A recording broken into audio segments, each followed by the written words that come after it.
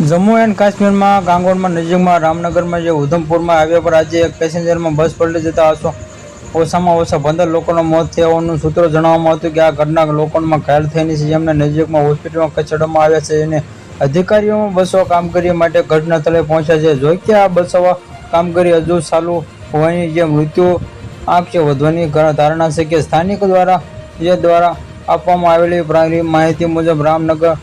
જે વિસ્તારમાં ગાંગોડમાં રામ નજીકમાં બસમાં ડ્રાઈવરે કાબુ ગુમાવ્યો અને રસ્તામાં પરથી લપસી ગયો, જેના કારણે જે બસ પલટી ગઈ અને સ્થાનિક જણાવ્યું હતું કે દૂર કારણે બસ પલટી જતા જેમાંથી જે સ્થાનિક જણાવ્યું હતું કે જ્યાં દૂર ગામથી ઉધમપુર જઈ રહેલી બસ વધુ ઝડપે દોડી રહી હતી, જેના કારણે અકસ્માત થયો હોવાનું વરિષ્ઠ અધિકારીઓ બચાવ કામગીરી માટે ઘટના સ્થળે પહોંચી ગયા છે અને સબસિડી મેજિસ્ટ્રેટમાં ઘટના નોંધ લીધી કે અધિકારીઓને ઇજાગ્રસ્ત ઝડપી સારવારમાં પૂરી પાડવામાં સૂચનામાં આપી છે કે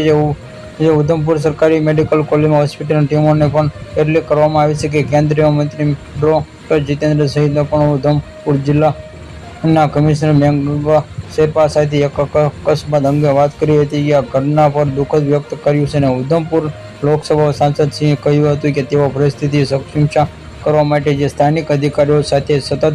સંપર્કમાં છે.